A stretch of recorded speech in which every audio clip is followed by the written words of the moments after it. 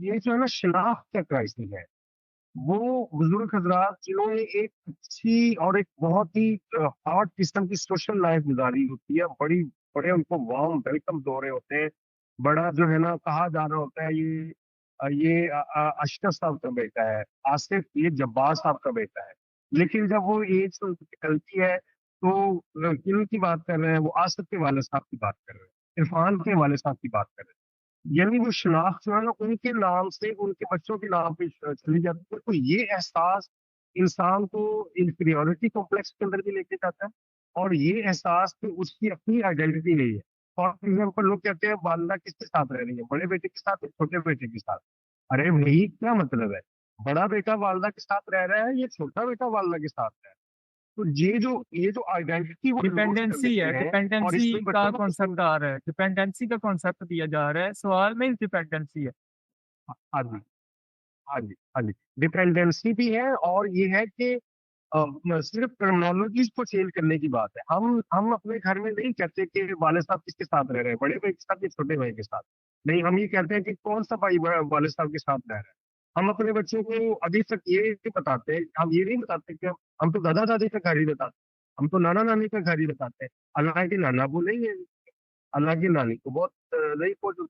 लेकिन जब तक आप जो है ना आप उनकी उनकी आइडेंटिटी को बरकरार रखेंगे तो उनको तन्हाई का एहसास नहीं होगा।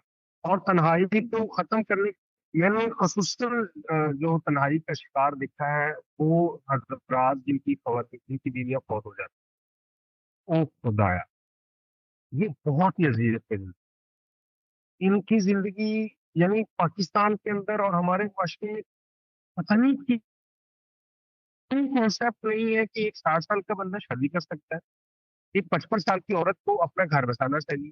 उसको उसकी जो इमोशनल नीड्स है, उसकी जो बुढ़ापे के अंदर उसकी जो अटेंशन की नीड्स है, उसकी जो उसकी बिलोंगिंगनेस और लव की जो नीड्स है, वो वो तो खावंद वाली नीड उसकी पोते तो नहीं पूरी कर सकते। तो वो हजरात और वो खवातीन जो जिनका पार्टनर जिनका स्पाउस बहुत हो जाता है, उनकी जिंदगी में तन्हाई और ज्यादा हो जाती है। और वो वालदैन वो बुजुर्ग हजरात जो अपने आप को अपडेट नहीं करते। फॉर एग्जाम्पल हमारे लोग हमारे बूढ़े कहते हैं मैंने अपनी मिट्टी के अंदर ही फौत होना है। भाई आपने अपने बच्चे को पढ़ाया लिखाया, उसकी जॉब तो लाहौर में है, उसकी जॉब तो कराची में है, आप मुल्तान में बैठ के क्या करेंगे। तो क्योंकि हालांकि पढ़ा भी दिया है उसको, अब अच्छा अफसर ऑफिसर भी बनाना ये भी बुजुर्गों का ख्वाब था। अब उन बच्चों के साथ वो माइग्रेट करने को तैयार। वो कहते हैं मेरी लाश किसी घर से जाए। तो जिसकी वजह से वो खुद ब खुद बहुत सारी चीजों में अपने आप को तन्हाई के अंदर डालते रहते हैं। ये जिंदगी जो है ना ये बड़ी बेरहम है, इसके अंदर आपको साथ साथ दौड़ना पड़ता है।